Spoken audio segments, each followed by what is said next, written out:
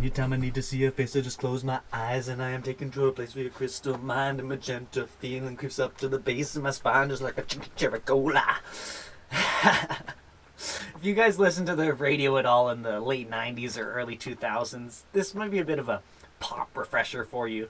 I personally didn't think I knew who this band were when I picked up their album off the thrift shop shelves, and I couldn't help but be instantly reminded when I put it on and was surrounded by a number of massively popular radio singles.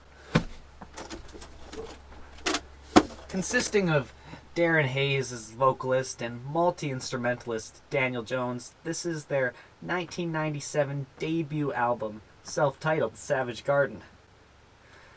Released through Columbia Records and produced by Chris Fisher. Charles Fisher. This album had a different track list in the international release, the version I have here, than the one that the band painstakingly put together for the musical listening experience. So I had to give the Australian one a try. The track list was totally less front-loaded than this, and it was ultimately smoother and a better, more wholesome listening experience altogether. So I'm going to just put this down right away here. Hopefully it'll stay. And I'm going to jump in and pretend I'm from Australia and go through the track list kind of the way I think it was intended to be gone through. Either way, it's going to start you off with the exact same track every time. To the Moon and Back is a fantastic way to kick this whole thing off and give you an idea what their kind of general sound is all about. It's a song that cuts to the core of being alive and unloved, waiting and hoping that someone will come along and take you away. A nostalgic pop rocker with a haunting tone and exceptional instrumental performance, particularly the guitars here. They keep it spooky with the goth opera Carry On Dancing. Really neat ambiance here to create an entropic, dark Cinderella story. This one sort of reminds me of a Panic at the Disco or My Chemical Romance. It was described by Darren as a vampire's ball. Moving towards a disco, soul-inspired twirling number titled Tears of Pearls, with a smooth, bassy dance beat and a pop performance whose Michael Jackson or George Michael influences really pop out at me on this little theatrical number. Now, had I been going through the American version of the track list, I'd have already had I Want You, the Savage Garden's breakthrough single, shoved unceremoniously down my throat by this point. It's instantly recognized by its intro riff of reverberating guitar and the fast-talking vocals that sort of remind me of Bare Naked Ladies for a second, but now I can correctly log this in my memory and associate it with its actual writers. A song about falling in love in a dream and the grief and melancholy that follows that. Super 90s, this one kicks me right in the nostalgia pants. Ooh, I want you, I don't know if I need you, I'd like to find out. Truly, madly, deeply gets to keep its position behind I Want You in both cases here, but the international release of this song features a slightly different drum beat and a different music video.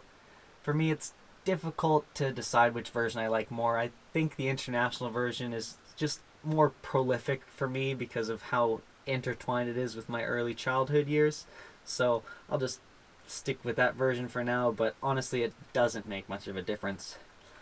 This song needs less of an introduction than its previous song because it not only hit number one, it charted for 123 weeks. I think I can call this the 90s version of Ain't No Mountain High Enough, conveying a similar feeling of a desperate and powerful love, just in a bit more mellow fashion. Violet is as funky as this LP gets. It does get a bit generic, a little inaccessy, but I really enjoy the vocal inflections of Violet on the chorus. It's got really tough shoes to fill when it's following up their greatest hit, but honestly it just doesn't have that clinginess that the other tracks have that stick with you after you finish the CD. Now for one of the two tracks that doesn't show up on the international version of the CD here, this one's titled All Around Me, and it's a bit of an odd number. You've got Prince worship, maybe a little bit of a Britney inspiration, and some The Cure vibes. This mashup doesn't really go anywhere. It turns into a garbage, repetitive pop chorus that doesn't do a whole lot for the direction here. I can maybe commend the flow out of this song into Universe, but that's about all this one's got going for it, I think. Universe is an MJ wannabe 90s slow love jam that tells me if you get tired you can close your eyes, and that's exactly what I do about 2 minutes into this one for the remainder of it. I'm not really sure who this one's even for at this point. Picking things back up with a breakup track titled 1,000 Words. It's actually the first song these guys ever collaborated together on. It's not great, but it's not terrible either. I think the maybe Metal Mario or was it Tekken sounds on the keyboard are fun, but not super additive. Keeping the tempo going with the last big hurrah on the album. It's the masochistic Break Me, Shake Me. Originally sounding more like a grungy live recording, they took it into the studio and muted all the instruments except for the bass and created sort of a cleaner, more dramatic piece. Continuing the drama with the second Australian exclusive track titled Mine. It's slower, mysterious, synthed out. It is a decent display of vulnerability, but doesn't add anything new to the end of this CD. The song that replaces that on this version is titled Promises, and it's just another Michael Jackson-derived performance that talks about disdain in a relationship.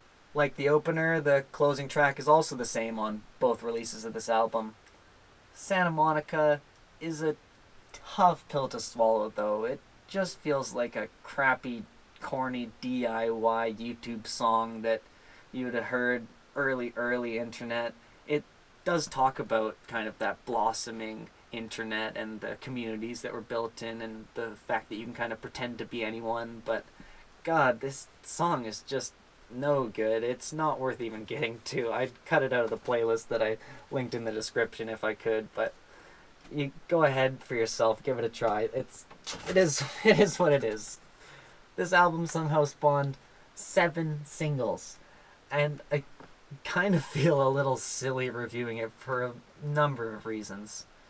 The first of it being that Savage Garden was actually hugely popular, and I try not to pick up CDs that everybody knows about. Another reason being that I believe most radio pop was generic garbage catered to the lowest common denominator, and I guess if this was played all over the radio, I'm kind of just putting out some more generic pop garbage. Unfortunately, I have high expectations for my channel, but I don't have high access to a bunch of thrift shops or secondhand music, and I'm not going to go out and just pick out interesting albums and buy them off the internet. I don't enjoy doing that. I enjoy going there, picking through the CDs, maybe coming across a classic album that I've been looking for a long time, or just essentially looking for brand new music that I can digest and get a better perspective on the time and place that came out. While I can't say it's as exciting or engaging as a classic album or even a modern pop CD, it's chock full of pretty impressive vocal performances and a pretty dynamic range in those, along with some good guitar work and super competent mixing. It's chock full of 90s pop ballads, and with this and the recent Verve review, I've totally got you covered for those for a while.